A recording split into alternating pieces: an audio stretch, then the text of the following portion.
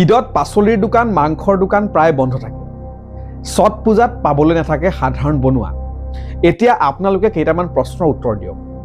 ঘৰ নিৰ্মাণ কৰা মিস্ত্ৰী কেইজন থলুৱা অসমীয়া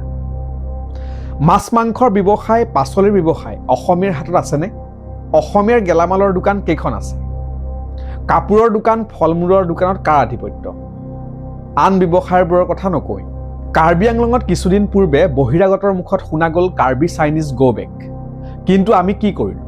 আমি কৰিবও নোৱাৰোঁ কাৰণ আমি তেওঁলোকৰ ওপৰত নিৰ্ভৰশীল লাহে লাহে আমাৰ পথাৰ আমাৰ বজাৰ আমাৰ অসমীয়া থলুৱা মানুহৰ হাতৰ পৰা ওলাই গ'ল আৰু এইবোৰ এফালৰ পৰা কাঢ়ি লৈ গৈছে কোনো বহিৰাগতই বা কোনো সন্দেহজনক লোকে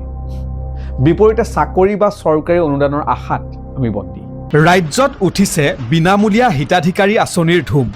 মহিলা যুৱক যুৱতীৰ পৰা সমাজৰ একেবাৰে শেষৰজনলৈকে প্ৰতিমাহে চৰকাৰে একাউণ্টত ভৰাই দিছে আৰ্থিক অনুদান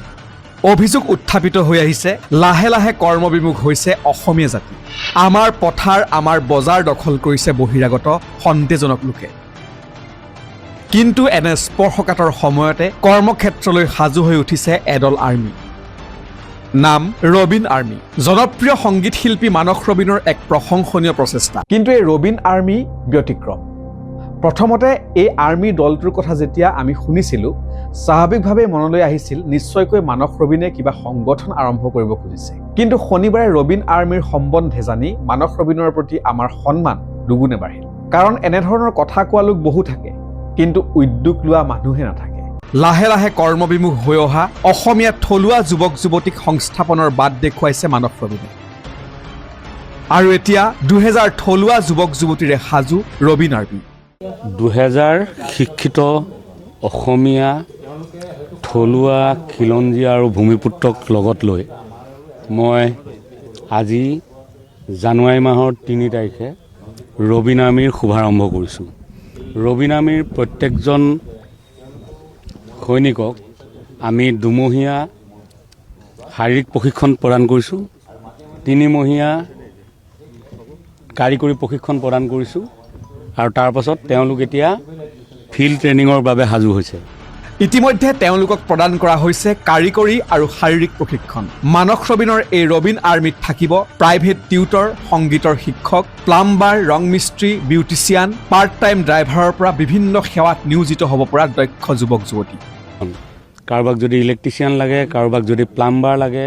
কাৰোবাক যদি বিউটিচিয়ান লাগে কাৰোবাক যদি বিষয় শিক্ষক লাগে ইংৰাজী অসমীয়া অংক বা বিজ্ঞান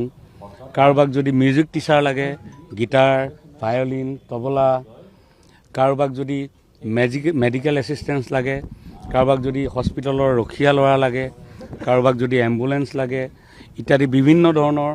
কামৰ বাবে আপোনালোকে ৰবিন আৰ্মিক ক'ব পাৰে মানে যিদৰে ছুইগি জামাটোত অৰ্ডাৰ দিয়ে যিদৰে এমাজনত অৰ্ডাৰ দিয়ে তেনেধৰণে একেধৰণৰ এপটোত অৰ্ডাৰ দিব পাৰিব আপোনালোকৰ আগফালে খালী মাটি আছে ফুলদি এখন বনাই দিব লাগে ৰবিন আৰ্মিয়ে গৈ বনাই দি থৈ আহিব আপোনাৰ পাছফালে মাটি এখিনি পৰি আছে এখন আপোনাক কিটচেন গাৰ্ডেন লাগে সময় নাই